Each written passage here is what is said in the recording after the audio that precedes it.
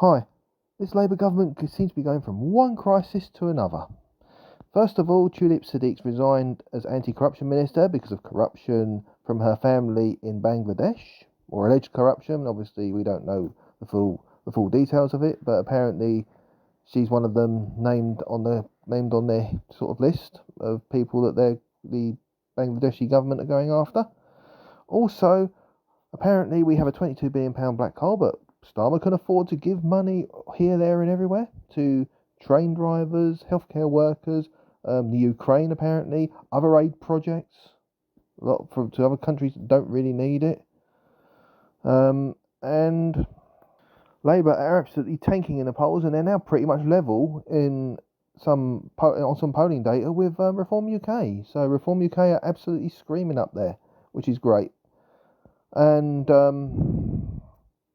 obviously bad news for Labour, because obviously Labour's approval rating is absolutely tanking, and when you put in the fact that a lot of Labour voters are basically supporting of deportations of these immigrants and dual nationals who obviously committed such horrific and nasty, despicable crimes against young children. This just makes Labour look like one thing. It just shows you what an absolute. And also, nearly forgot to mention, Rachel Reeves deciding to do deals with China. That's going to be safe for us, and that's going to be safe for our security, isn't it? Jess Phillips for her absolute disaster for handling this grooming gang scandal, despite the fact that she's the Women and Children Minister and Safeguarding Minister, even though she's absolutely, completely and utterly inept at her job. Angela Rayner, because she just says stuff and which is just absolute crap. You've got David Lammy, the Foreign Minister, who's in a few days got to negotiate deals with Donald Trump, who basically absolutely despise each other. Lammy's just, foreign minister, and he's absolutely useless.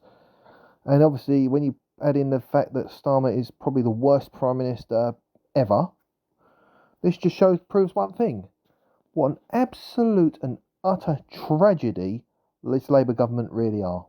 They're just horrendous. All of these scandals that are coming through the woodwork, and it's just an absolute nightmare. I just can't think of a less competent government. I really can't. It's absolute. And us British people have got to suffer with this.